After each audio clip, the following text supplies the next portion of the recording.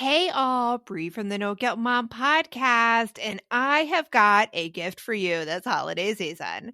If you love the No Guilt Mom podcast, and I mean love the No Guilt Mom podcast, then tell us about it. Leave us a review, and you can be entered to win a No Guilt Mom gift card. All you have to do is leave a review, take a screenshot, and then simply go to noguiltmom.com/review to enter our giveaway for a free No Guilt Mom gift card, simply for telling us what you think about the podcast. It is amazing.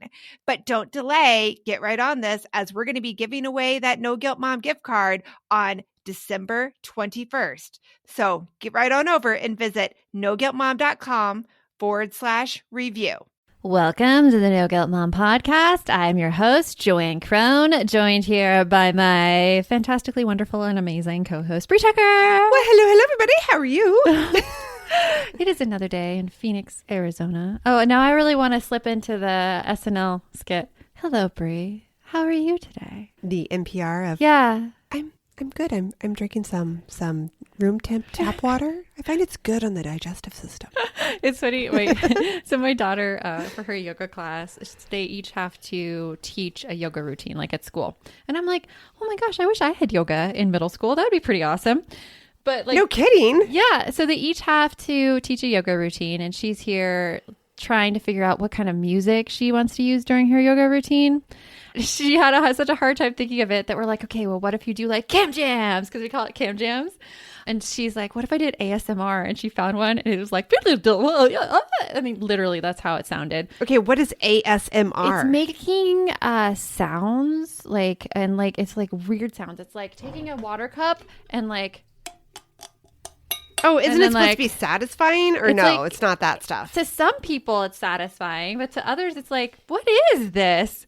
So I could be totally getting ASMR I've seen the wrong. ones where they like cut through things and whatever, and they're like the sound. I'm like, it's so weird. I'm just gonna say I'm gonna officially call myself old. I just don't get it. I don't get it these days. Our guests today on the podcast, they have a saying. It's Oldilocks. Oh yeah, Oldilocks. Yeah, I love these ladies. I seriously love them so much. Amy Wilson and Margaret Abels are the co-hosts of What Fresh Hell podcast. They're two moms with tons of experience in comedy. Amy wrote a best-selling parenting book, toured the country with a one-woman show called Motherload, and was a series regular on Felicity. Several sitcoms, but Joanne is enamored with Felicity. I was so enamored with Felicity. You have no idea. Margaret started out in stand-up, wrote for PBS Kids and MTV, and became a senior writer for Nickelodeon's Nick Mom. And I love Nick Mom. Shout out to Nick Mom. Along the way, they also each became mothers of 3 children, now aged 8 to 18. We hope you enjoy our interview with Amy and Margaret of What Fresh Hell.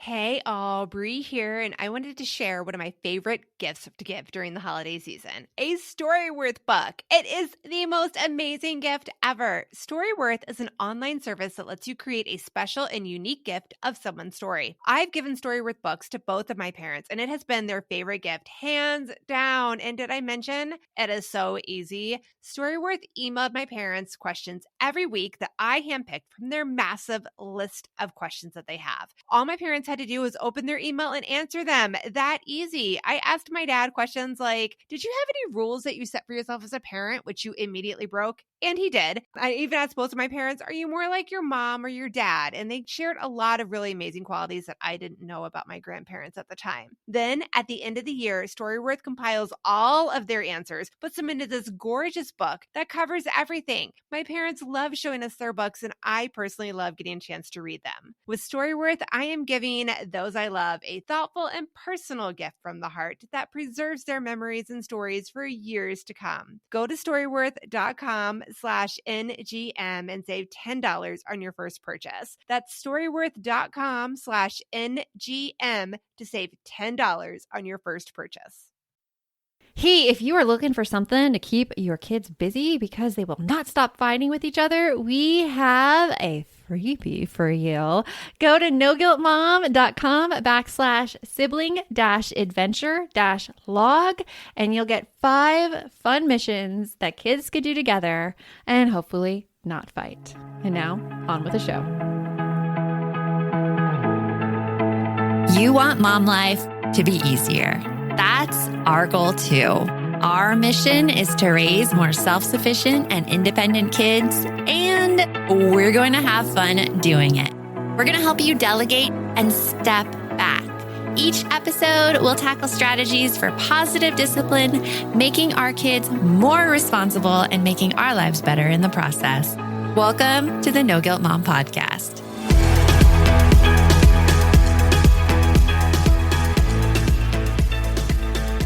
Welcome, Margaret and Amy, to the No Guilt Mom Podcast.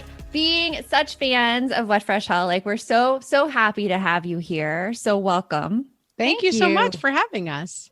Now, for those of our listeners who don't know who you are, can you tell us a little bit about your story and what you do?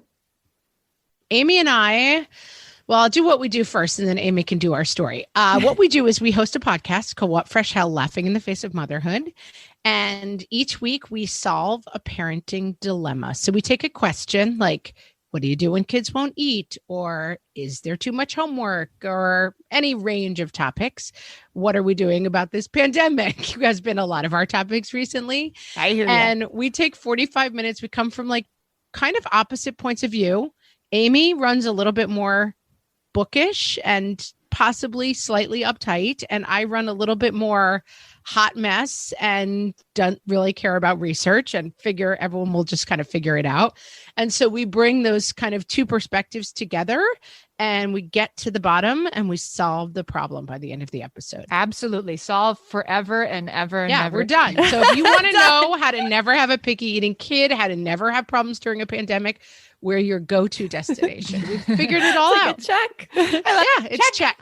Yeah, check. And I love that because I know we were talking before, you guys have kind of similar personalities to me and Bree, where I'm the bookish and I admit it, I am uptight. And Bree is more of the hot. Well, you're not, I can't call you a hot mess to yourself. Oh, yes. No, I am. I think we talked about this in our pre that, I'm how many organization systems have you tried to find something that I can get along with? And it still comes back to, I need my paper.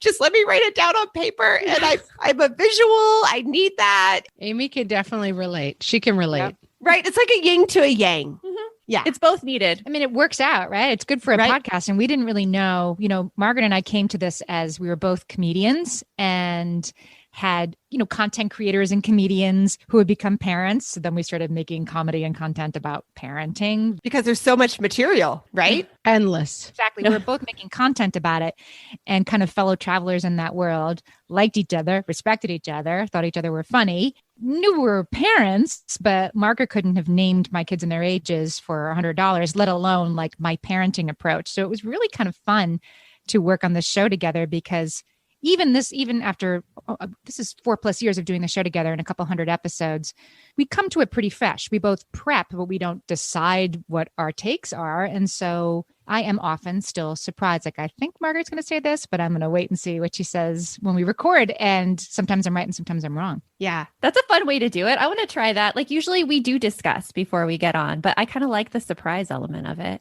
There's times where you say stuff and I'm like, and you're like, if people could see Bree's face right now, you could see she's a little bit of I don't think so. And it's kind of a fine line because the last thing we want to do is make anyone feel bad or judged or, be like, well, you're doing it wrong. And here is a book I read about someone in France who was doing it right. And you're terrible. And that's France, this imaginary France person in the book is great. And you stink. And we really try not to come from a point of view of here's what you're doing wrong. But at the same time, we want to help people move the needle. And both Amy and I have said many times, our parenting has improved. It's not even that our parenting has improved. It's that we've improved as parents in terms of being more relaxed, letting more stuff go, finding helpful hacks that actually make getting through the day easier versus having long discussions about if only I was this, it would all be fine. Spoiler alert, after 4 years of doing it, there's no route to fine.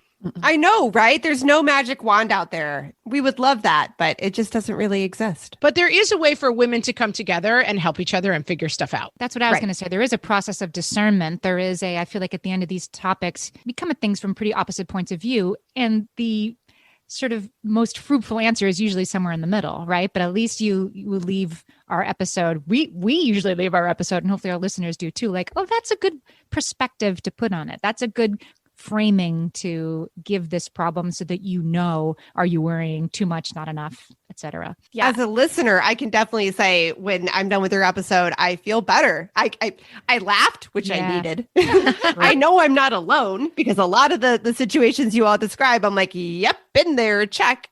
And then, like you said, there's a golden nugget of like, oh, I didn't know that. Or, oh, I'm going to look more into that. Or, hey, that sounds really good. Maybe I can tweak it this way for my household. That's so awesome because that is literally exactly what we're trying to do. Like, you'll have a couple laughs, maybe you'll learn something, and you'll leave like feeling better than when you turned it on.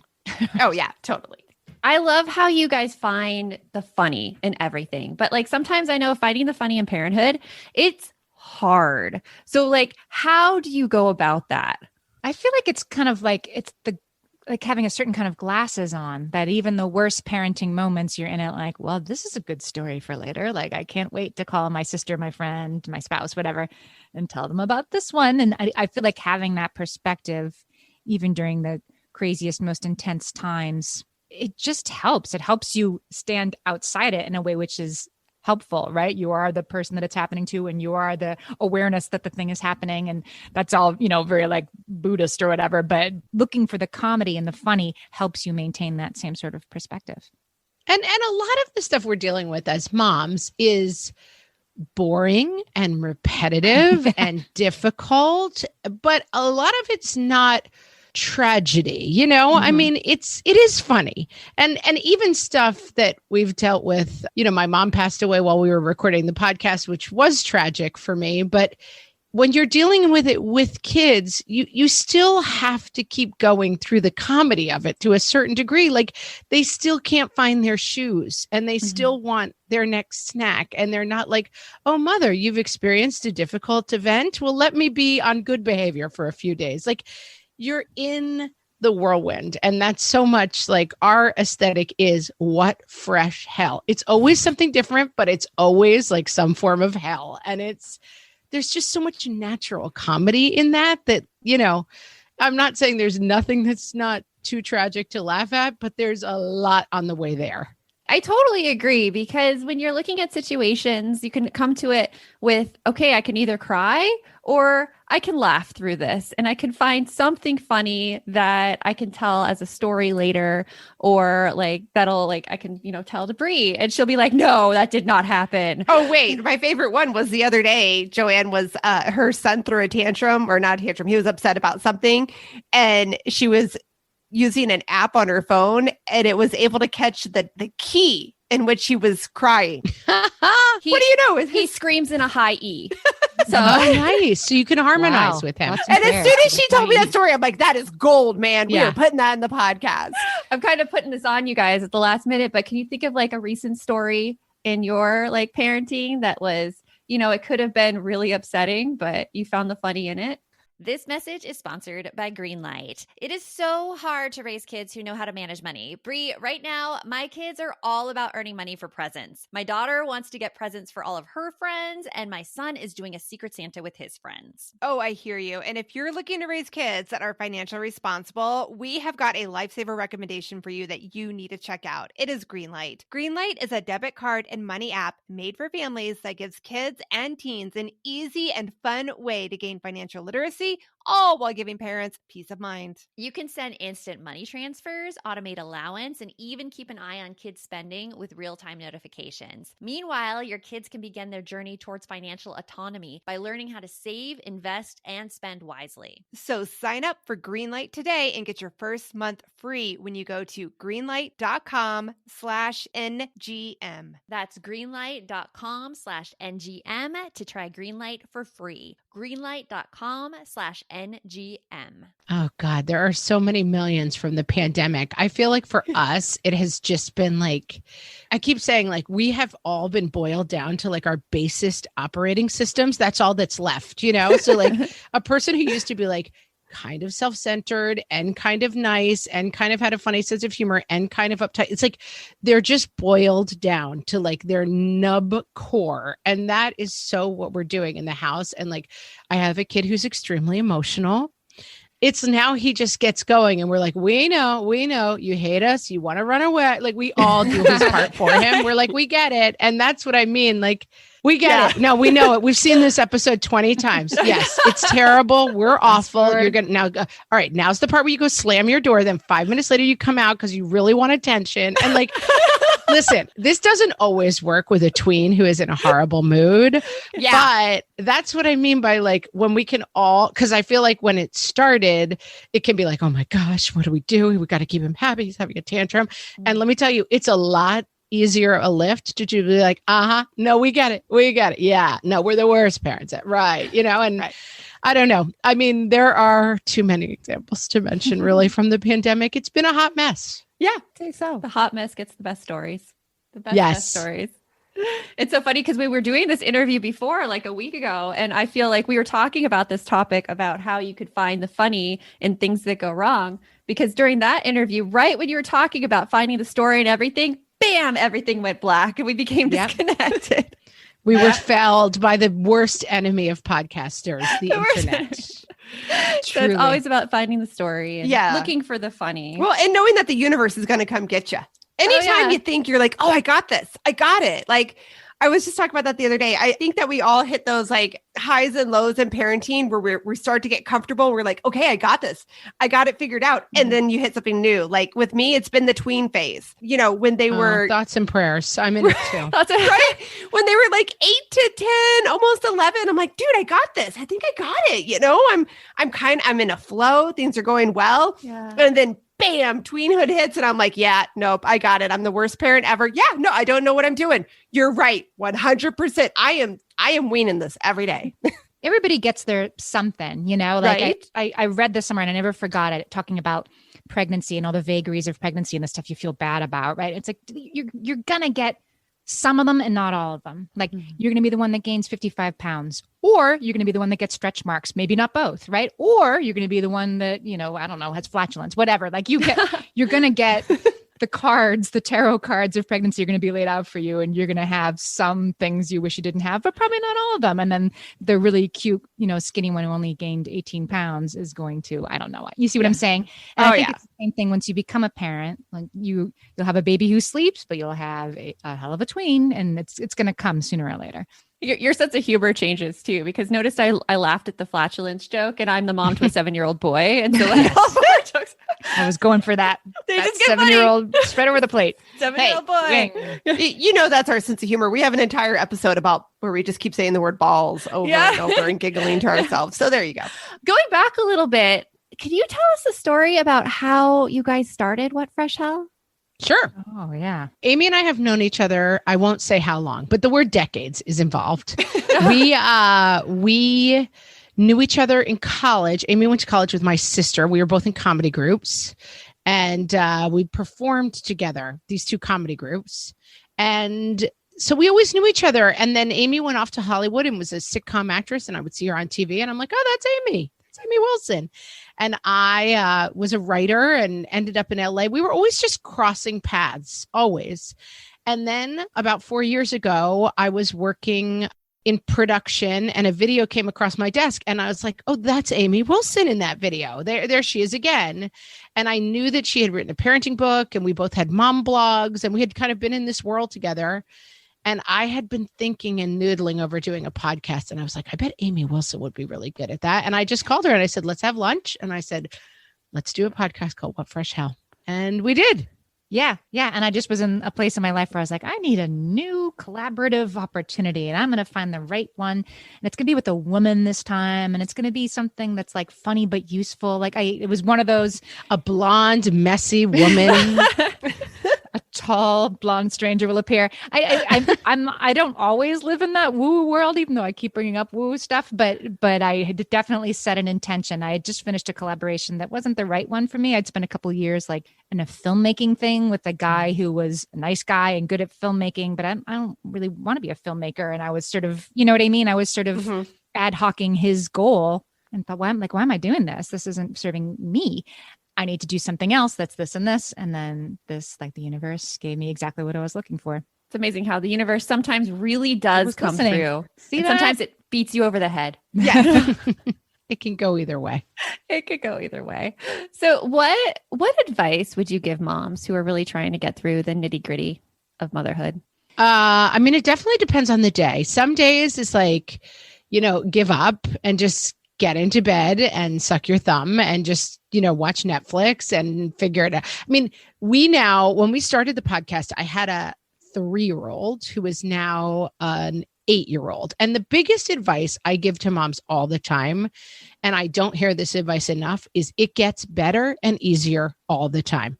I do not like people who give people the advice of like, just wait, bigger kids, bigger problems. Like, I now have 7 hours a day to myself where my kids go to school. Now that did stop for 14 months, but we're just back and I'm loving it. Fingers crossed. I don't know. I had 3 kids in 4 years and nothing has ever been harder in my life than the first year of that. Having a newborn, a 2-year-old and a 3-year-old was horrible. I did not enjoy it. I did not cherish every minute of it. I survived it. And now my life is exponentially better because I have kids I can talk to, I can reason with. We just took a family trip, went to Boston for a couple of days. And I was like, oh, I'm not worried about my kids running in the street.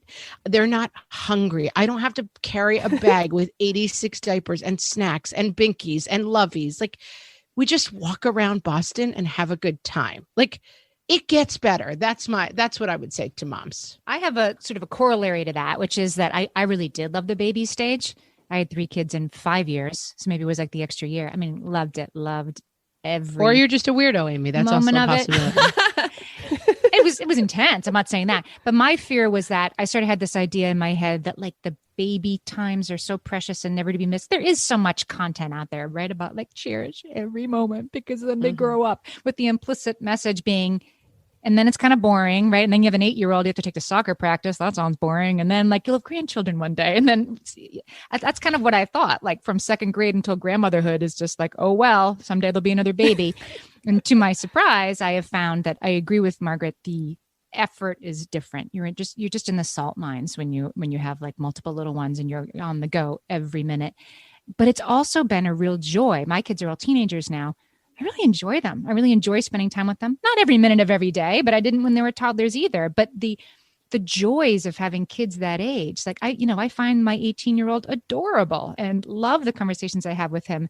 There are great benefits to being a parent of a big kid too. And I think this whole idea that there's like an expiration date on the moments that are worthwhile is really not the case. Yes, I totally agree with that. Like there's such joy in having older kids Yes. that isn't talked about. Free time. That is my joy. Free time is the Isn't that best. your joy? But I mean, the kids. You just said, like- I enjoy my kids. It isn't just like I'd have to deal with them less. It's because like big kids are really fun and really interesting. They're fun. Also, yeah. And they could do more. They could do so much more than the babies. And they like do like these interesting things and you could have these interesting conversations. And they also, there's a lot of stuff they don't do. Like they don't run into the street randomly. Yeah. They don't pick stuff up and put it in their mouths. Like one thing I did not understand until having older kids, and I really try to like put in people's paths, is the anxiety gets less. Like I really just thought like, okay, now I guess I spend the rest of my life constantly frightened by what is going to happen to one of my children. And that got much better for me as they got older.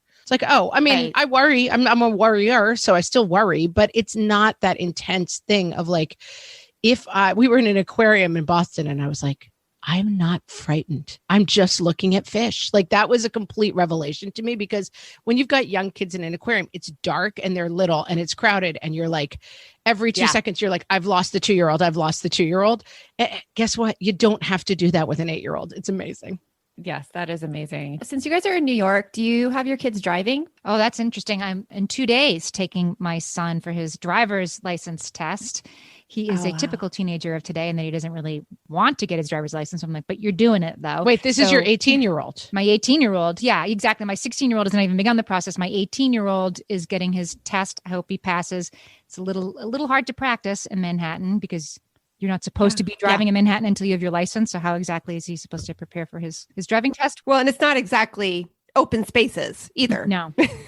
No. Just get him on that East Side Highway, Amy. Trial by fire. Come on. Oh, He can make it here. He'll make it anywhere. That's what I hear. It'd be like that scene from Clueless where they got on the freeway and everybody's Exactly. like, oh my That's exactly what it would be like. You were talking, Margaret, about, how parenting there's less anxiety of parenting older kids. And I was like, kind of thinking about me teaching them to parallel park. Well, I think there's less anxiety, but the anxiety there is much more real and intense, like it's episodic. It's not constant. Yeah, it's kind of feast or famine, right? Like nothing to worry about until you really have to worry about a gigantic thing that could be very, very terrible. I'll let you know how it goes. And my oldest is 12, so he doesn't drive because that's illegal where I live. My oldest is 12 too, and that's like the one fear that I have in the future is the driving. And so like I'm going to get through it. We're all going to get through it. It's going to be good. The good thing about New York is like drive and maybe not driving for a while. I think I'm going to go with the 18-year-old approach. That seems much better. My oldest is 14, so I'm already talking about like, okay, I'm just going to keep my car for a couple more years and then it'll be yours. And on the flip side though, Joanne knows my 14-year-old. Yeah, he's very careful. He's careful, but he's also like totally doesn't pay attention to details. That kid is going to rear end somebody like nobody's business, but whatever. I truly cannot picture my kids driving, and I don't want to. Yeah, I get excited and scared. Yeah. Excited and scared at the same time. So what do you guys have coming up that you're excited about? Well, the most exciting thing that we have coming up is that we are launching a new podcast on our channel. What? Yes. I think Really? we're breaking exclusive news to you because we've just This is exclusive. You're hearing it here first. Exclusive news. kind of finalized our plans. We have two amazing new hosts, Molly Lloyd and Blair Brooks, and they are younger than us. They are actresses and they have younger kids. So when we started our podcast, we covered the spectrum. We had kids 3 to 15. Now our kids are older. 8 to and 18. so Blair and Molly are going to do a show for us called Toddler Purgatory that focuses on all things little kids. I love that And name. it's super fun and exciting. It'll be like What Fresh Hell, but aimed at the littles. Yeah. That Oh sounds my very gosh, fun. I love it. That's going to be amazing. When you guys thinking that's going to air, like the summer or? No, it's going to launch like in the middle of May. So, Right around the corner. Oh, wow. and Molly and Blair, I've known Molly for many years also. And since before she was a mom, she has a 4-year-old now, and she's very funny. She's the voice of Pinkalicious' mom on the Pinkalicious cartoon. So she's Oh my gosh, I know fun. that. kind of a celeb in the audio That's very space. fun. So we're so excited. And you're coming up on 4 million downloads for What Fresh Hell, right? Yes. That's crazy. Yes. 4 years in. About And another one month thing or we're two. hoping to get back to is we had developed and started to perform a live show. So we were out, in theaters and meeting people in person and doing live performances, which was so much fun. And then, of course, that went right into a brick wall for the pandemic. So we're hoping that stuff starts coming back and everything. We're on Facebook at What Fresh Hell Cast. So everything we do, we put up there or at whatfreshhellpodcast.com, our website, and you can always see what's new for us. But mostly we want people to subscribe to Toddler Purgatory wherever they listen to podcasts. All right. We will make sure that we add a link to that info in our show notes for everybody. That's amazing. So fun. Awesome. Thank you guys so much for joining us. This has been a blast. This was fun. What a fun conversation. Thank you. Really fun. And we'll talk to you soon. I love that they have a new podcast coming out. Oh my gosh. Yes. I'm so excited to hear Toddler Purgatory. I hope that it is as cool as What Fresh Hell. I mean, if you haven't listened to their podcast, people, I have to tell you, I listen to it and I laugh so hard, which I need. Yeah. And I love hearing that I'm not the only one that not only has these struggles, but also finds them hilarious sometimes. Like I try so hard not to laugh when my tween has her little drama breakdowns and I'm like, Yeah. really? This is what we're going to cry about today? Okay. Oh, sorry. No, I love you so much. And I'm like, so yeah, I Yeah. do love her, but still the breakdowns. Oh my goodness. Yeah, if you like No Guilt Mom, you're going to really love What Fresh Hell. So Yes. definitely go and check them out. And like it's so funny because they said how they're kind of two opposites. And we saw that like Amy's a little more like me and Margaret's a little more like you. And Oh, it's yeah. so funny. Because Yeah, it was so funny because they were talking before we had the podcast. We always chat with our guests for a little bit, and they were talking about the different organizational online systems that they've had. And Amy's like, "Oh, I've tried a few," and Margaret's like, "Yeah, I just when it comes down to everything, I still prefer Post-its." And I'm like, "That is so me, poor Joanne.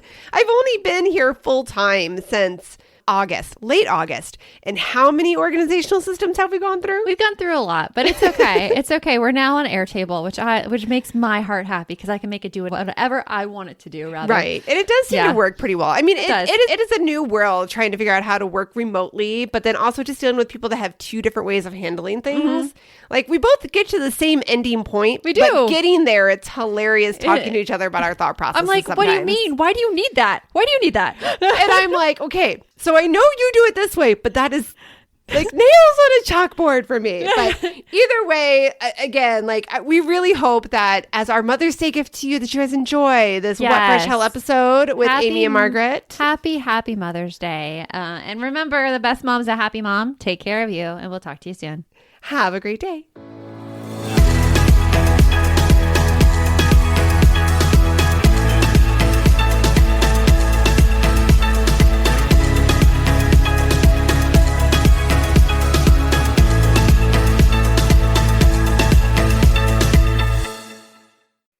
Are you looking for something to listen to with your whole family? Then check out 6 Minutes, produced and created by Gen Z Media. With over 200 twisty, cliffhanger-filled episodes, 6 Minutes tells the story of 11-year-old Holiday who is pulled from the icy waters with no memory of who she is or where she came from. 3 years ago, Brinley Pasternak helped the Anders family uncover the truth about Holiday's past. Now she'll need them to help her find the truth about hers. In 6 Minutes Out of Time, the long-awaited sequel, Cyrus Anders is found unconscious near the mysterious Elixir Academy in Florida, and Brinley learns the school may have a shocking connection to her missing mother. Dive in now and get the most downloaded family audio adventure in history.